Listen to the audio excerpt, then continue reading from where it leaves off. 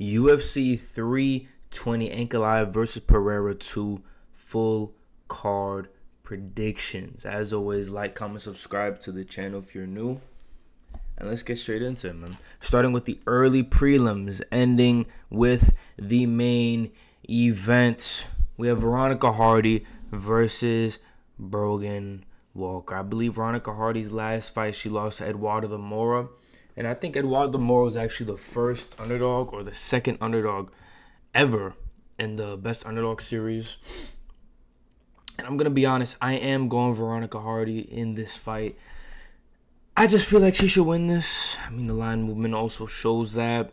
The only thing I don't like is, this might sound corny, but she is good looking. I don't know if that's the best base for women's MMA. The more manlier you are, usually the better you do in fights. You know what I'm saying? Nah, let me stop. But all jokes aside, Veronica Hardy should get this done pretty easily. I feel like this is kind of a lob up for her. But with a lot of women's fights, when they're really big favorites like this, when they start pushing into the minus 700, minus 900 territory, I wouldn't even look at this fight. When people are so confident on one women's fighter, we've seen huge, massive upsets, especially in the women's division. Odds don't really matter when it comes to women's fights. Like, it's just such a coin toss. But she should get this one done. I think she's the overall better fighter. So we're going to go Veronica Hardy, open up this card. Then we have Ramiz Brahimaj versus Austin Vanderford. I'm going Ramiz Brahimaj. I understand the argument for Austin Vanderford, though. Austin Vanderford actually knocked out Nikolai Vederakanov. But Ramiz Brahimaj, he looks really good against okay fighters, like decent to lower level fighters, and then he looks against like mid-tier fighters. It's kind of around that area. We did have him winning his last fight, I believe, and he came through. Austin Vanderford, he only has one or two fights in the UFC, but I think he should get this one done. But I like Ramiz Brahimaj as the dog, so I'm going to go the dog pick. I don't think it should be a plus 240, especially. A lot of the predictors are all over the place with this fight, and I think that's pretty accurate. I think this is going to be a all-over-the-place type of fight, and I like Ramiz Brahimaj to get it done. Obviously, he's more of a finisher. All of his fights, if he wins, it's going to a decision. So, yeah, I think Ramiz Brahimaj should get this one done for sure. Moving on up the card with Punahele Soriano versus Nikolai Veretenkov. And I'm going Punahele Soriano. I think Soriano can get this one done. You see in his last fight, he knocked out Euros Medic, made Euros Medic look like he sucked. And I think Punahele Soriano was a plus 180 in that fight. Knocked him out in the first round. I think Soriano can win. I don't like how he's so unorthodox, though. He actually has a good grappling base, and he just doesn't use it sometimes. So I don't really know how confident I am in him to win this because of that. I think he can knock out Nikolai in the first round if he wants to. I think he can also grapple. I think he can also grapple Nikolai if he wants to. And Vanderford knocked out Nikolai. Nikolai really isn't isn't really winning against good levels of competition. And I think Soriano's win over Medic just explains a lot. I know styles make matchups, but it's kind of a similar matchup in Nikolai. Give me Soriano to get it done. If he grapples, we could even see maybe a submission. A lot of people are calling for a KO because he KO'd Euros Medic in his last fight. I get it. But we're going to see a wrestling decision as well, man. I just feel like with Soriano, you really kind of never know. Like I said, he should be able to knock out Nikolai in the first round. But we'll see, to be honest. Moving on to the card, we have Patchy Mix on the early prelims. Pretty crazy. He's on the early prelims now versus literally a jobber. So this is a layup for Patchy Mix. Jakub Wicklat literally has no UFC experience. He's coming off the regional scene. And he's kind of the type of guy Patchy Mix beats. He's a grappler, like, first, and doesn't really have knockout power. And those are the kind of the guys that Patchy Mix was beating in Bellator. These guys that grappled you, like, and he would just beat them on the feet. And if they shot on him, he'd get like a rear naked or a guillotine. Patchy Mix is just really flat-footed. And honestly, like, do I trust him to win this fight? Not really. I mean, we just have to see what he looks like inside the UFC with those bright lights. I think he gets it done, of course, but we'll just have to see, man. It's just hard to pick Patchy Mix. But then again, he lost to Mario Bautista. Mario Bautista is, on a 7-fight win streak. I predicted Mario Bautista to beat Patchy Mix. But we'll see. And finishing off the early prelims, we have Macy Chiasson versus Yana Santos. I think Macy's going to win. And we're going to get her on the White House card, bud. Macy Chiasson going to get on the White House card, boy. Yana Santos, kind of a lob. Literally, not even kind of a lob. Crazy lob for Macy. We're talking 5'11 and 5'6. Macy looks like she has hands. Yana doesn't. We're going with the eye test here, boys. It's really that simple, in my opinion. Macy opened up at like a minus 200, minus 198. I don't really know who thinks Yana's going to... I don't know who thinks Yana's going to win, but I like Macy to get this one done. Opening up the prelims. This is a banger fight. We got Daniel Santos versus Ju Sang Yo. Ju Sang Yo coming off that nasty first round win. A lot of people are like, he's Conor. He's fucking Conor McGregor. Holy shit, he moves like Conor McGregor. Like, alright, bro. I feel like anybody with a karate base, it's like he moves like Conor McGregor. So I get it though. Like, I seen the similarities as well. People said the same thing about Mauricio Rufy. It's that karate style, that just floating in and out, crisp striking. And Daniel Santos fights like every year, kind of well-rounded. He's okay. I think Ju Sang Yo can honestly go out here and KO him. That's how I'm feeling. I think Ju Sang Yo can come out here and KO Daniel Santos. And I feel like Daniel Santos, I was about to say, the finishing edge is definitely on Ju Sang Yo. It's either a knockout by Ju Sang Yo or a close-fought decision, maybe 29-28. That's the only really way I see this fight playing out. The only way I see Daniel Santos winning is if he tests the grappling of Ju Sang Yo, which is also a possibility. I think he can come out here and test Ju Sang Yo's grappling. And it wouldn't be like far-fetched for him to do that. I think that might even be a part of his game plan. But if I'm going off past performances, potential, and even mentors, because this is Korean Zombie's protege, I'm going to go Ju Sang Yo, man. I feel like he can get it done. He's a plus 120 dog. I like it, man. I like the potential. And I wouldn't, like, a lot of people are going, oh, Ju Sang Yo, underdog. I wouldn't bet it because, he's really untested. Like, the guy he knocked out, who is he for real? You know what I'm saying? Like, bro, Jubilee, the Indian guy, knocked out the guy Ju Sang Yo knocked out. That's what I'm just trying to say. And Jubilee got fraud checked heavy, knocked out by Quillen Salkild literally in the first round with like the first strike. So so I mean, we got to take that with a grain of salt. Ju Sang Yo is really untested. So moving on up the card with Chris Gutierrez versus Farid Basharat. I'm going Farid Basharat, man. I'm going Farid Basharat. I think he's just a better grappler. And then, holy shit, this motherfucker's legs is hairy as shit. Bro, look at Basharat's legs, bro. God damn, man. The fuck? Yeah, bro, I think Basharat, I think he just gets it done. Just better grappler. Way better grappler. And I think he's just gonna grapple...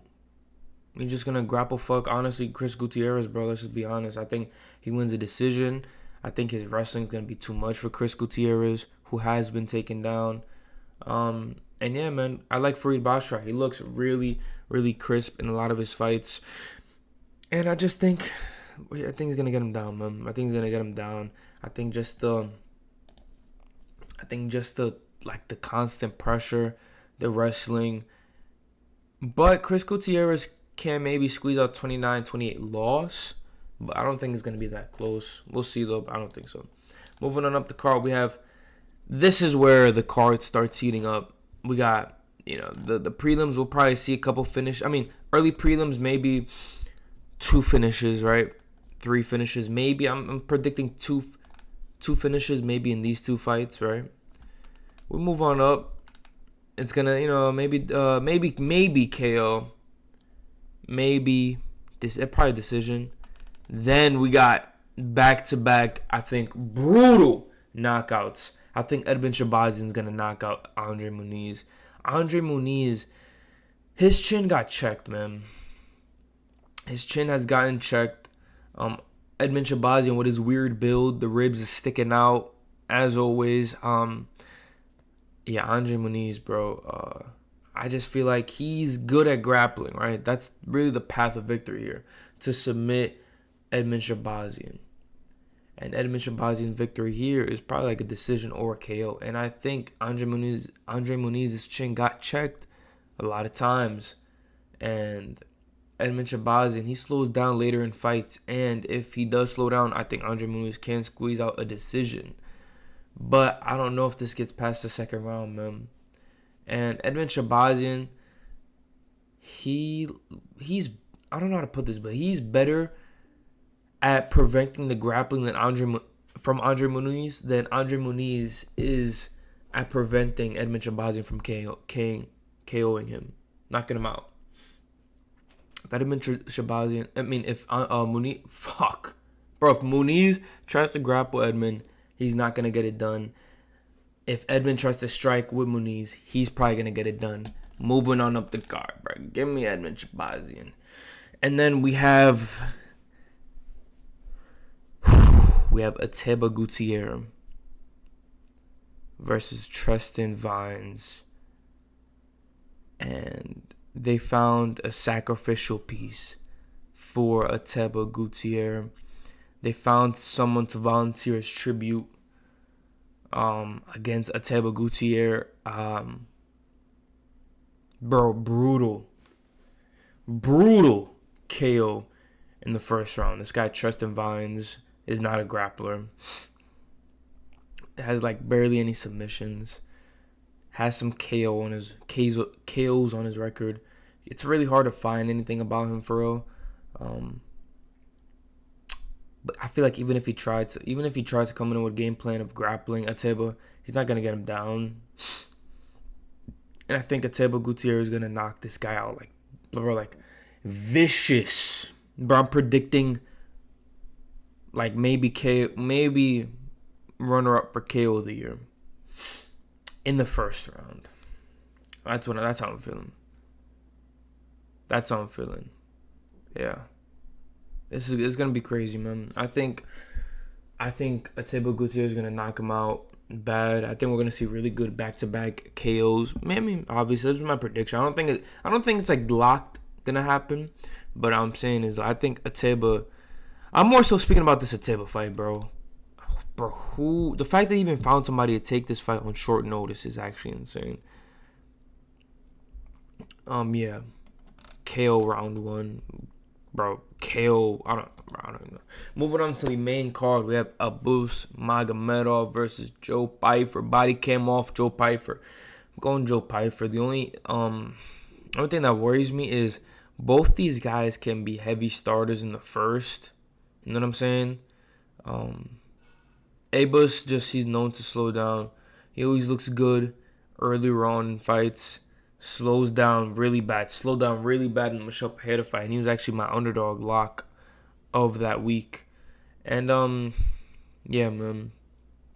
Give me Abus Magomedov to lose to Joe Pyfer. I think Joe Pyfer gets it done. I think Joe Pyfer is just too well-rounded, too good everywhere.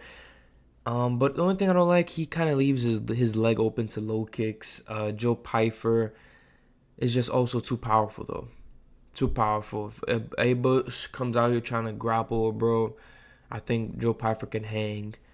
And I think he could get it done, man. I like Joe Pyfer in this position. Moving on up the card, we have Josh Emmett versus Yusuf Zalal. And we all love a Josh Emmett right hand, overhand KO. But the more I think about it, the more I'm going to pick Yusuf Zalal. I feel like Josh Emmett sometimes is too predictable with his right hand, overhand. With his right overhand, I think he's just a little too predictable. Yusuf Zalal, a lot of people are going to look at that Calvin Kattar fight. He was running, bro. He was running. And I see kind of the same thing happening in this fight, though. He's going to do what he has to do. Probably grapple, maybe squeeze out a decision, maybe a finish in the later rounds. But I just see that happening, man. Like, I just see Yusuf Zalal doing that, and then maybe Josh Emmett gets frustrated because Yusuf Zalal doesn't want to get in those dirty boxing exchanges that Josh Emmett thrives in. So yeah, I mean, I feel like Josh Emmett at times is too predictable with his hands. And I think in that Lerone Murphy fight, just the kicks were long from range. Murphy's only 5'8", 5'9". Yusuf Zalal's 5'10". Man, he's on a bit of a win streak right now, man. It's kind of hard to not go Yusuf Zalal. I think Yusuf Zalal gets this one done by decision. Maybe a submission. Maybe. I see more of like a grapple-heavy decision, though. Then we have Yuri Prochazka versus Khalil Roundtree. I'm going to go... I was going to go Khalil, right? Mostly because I like the Khalil prop. I think maybe he can troop that lead leg of Yuri. Really damage Yuri. And I don't think he's going to chin Yuri because Yuri always gets hurt in his fights, but he never drops. The only person to really code Yuri is Alex Pereira, and he has crazy KO power. I think if Khalil were to win, maybe a TKO, maybe slows down Yuri by calf kicks, somewhere along those lines. Maybe a finish in the later round, maybe a domination, maybe rounds late, like mid round 2 and round 3. The problem with Khalil, he likes a clean fight, and a lot of people are going to pull up these edits of him KOing a lot of people. The problem with Khalil is he's not really a KO artist like a lot of people think he is. He's actually more of a patient fighter. Kind of lets the fight come to him. Last person he KO'd was Anthony Smith. And Yuri Prochazka, bro. He's just... Like, Yuri's the type of guy I think he'd beat Ankalaev just off of being weird. You know what I'm saying? Like, not even weird, just unorthodox. You can't really prepare for Yuri. It's just like, bro, he's in your face, dirty boxing combos. He's gonna close the distance. He's gonna get in your face. That's what Yuri does. He's gonna get in your face. And that's kind of a recipe for Khalil Roundtree to get TKO'd, maybe. Because Khalil Roundtree is also showing he can take a punch, bro. He's shown he can take a punch. Alex Pereira didn't even knock him out like he did Yuri. He TKO'd Khalil. And it was really just because that jab was messing up Khalil. And that just goes to show. I mean, I'll talk about the main event, but Pereira doesn't really do good against southpaw. So, with that being said, I like Yuri in this fight. I want the pick to be Yuri. I posted on Instagram that I like Khalil as the pick, but it was more like, the more I think of it, it's kind of like a Roofy situation versus BSD. BSD, close the distance, pressure all in Roofy's face. Roofy felt uncomfortable. Roofy couldn't even get the dirty boxing going right in that short range. Couldn't even get it going. You know what I'm saying? It was more like Roofy just loved the clean fight. And I feel like that's kind of the same thing with Khalil, man. He likes a clean fight. Man. I don't think that's going to be what Yuri is going to bring to him. Give me Yuri Prochazka as the proper pick for this fight. But I see Khalil. Like, listen, if Yuri doesn't check those leg kicks that Khalil's just going to try to chew up in the first, it can be a Khalil fight all day. Moving on up the card, we have Merab Dvalishvili versus Corey Sandhagen. Now, there's a lot of people saying, dude, I see a finish in this fight. All right, let me just... All right, there we go. 75% decision, And Corey Sandhagen's a 50-50 fighter when it comes. Just look at the average fight time, bro. With that being said, I think this fight goes the distance because I had to just clear that up. And I think the reason it goes to the distance is because Merab is gonna win. Merab is the bantamweight GOAT. I'm tired of just bro, he solidified himself as the bantamweight GOAT. His resume is second to nobody in the bantamweight division. If he beats Corey Sandhagen, he's just adding on to the resume. Bro, Corey Sandhagen lost to Umar Nurmagomedov last year. And I think Corey Sandhagen can give Merab problems because of that Granby roll. His Granby roll is so clean. So clean. But the problem is, bro, Merab doesn't stop. I see Corey Sandhagen winning maybe the first or second round, looking crisp. Everybody's like, oh shit, Corey Sandhagen's looking good. Bro, and then Merab doesn't stop. He doesn't stop. No one picks Merab because he's technical. You pick Merab because he's no corny stuff. Not to be corny, but he's literally, his nickname is the Machine. He just keeps going. He doesn't stop. He doesn't even look tired in the 5th round. He keeps going. And Corey Sandhagen is not Sean O'Malley. Corey Sandhagen has way better grappling than Sean O'Malley. He has better Granby rolls. I think he doesn't have as much power as Sean O'Malley. He doesn't really try to throw as much power, but Corey Sandhagen can make it close, man. He can make it close. Maybe even a split decision loss. I can see that. I just don't think Corey Sandhagen's going to knock Merab out. Maybe flying knee, but bro, Sean O'Malley couldn't even time the knee on Merab. Merab is it's just hard, man. I feel like Merab has a good chin as well. He gets hit with that right hook, but he didn't get knocked out by it. I think he has a decent chin. So Merab jumped in a freezing lake, an ice cold lake head first, and his chin didn't crack. You know what I'm saying? Bro, give me Merab by decision, bro. And then on to the main event, Alex Pereira versus Ankalaev. I just see Joe Rogan. Listen, folks, this is not the same fight. He's a completely different guy. Man, I'm tired, bro. And then oh my God, bro. Just be ready for the glazing this weekend. How did this guy ever make 185? That calf is done after 2 calf kicks from Alex Pereira. That calf is done. If he doesn't start checking those, it's done. What's another one? What's another Roganism that we could talk about? There's gonna be a lot of glazing, is what I'm trying to say, for Alex Pereira in this fight week. One of my most viewed videos in this channel is how I actually predicted Ankalaev was gonna beat Alex Pereira. It has 1.6k views. I said there's no chance for Alex Pereira. And people in the comments were like, you're dumb. I'm betting the house on Pereira plus 100. That's easy money. And they all lost their money. So I'm gonna and then I changed my pick, guys. I felt a little too pressured. I was like, everybody's going Alex Pereira. I gotta go Alex Pereira. I'm gonna stick with my gut. And I think actually Ankalaev can take him down this fight. A lot of people are talking about who's gonna be able to take down Pereira.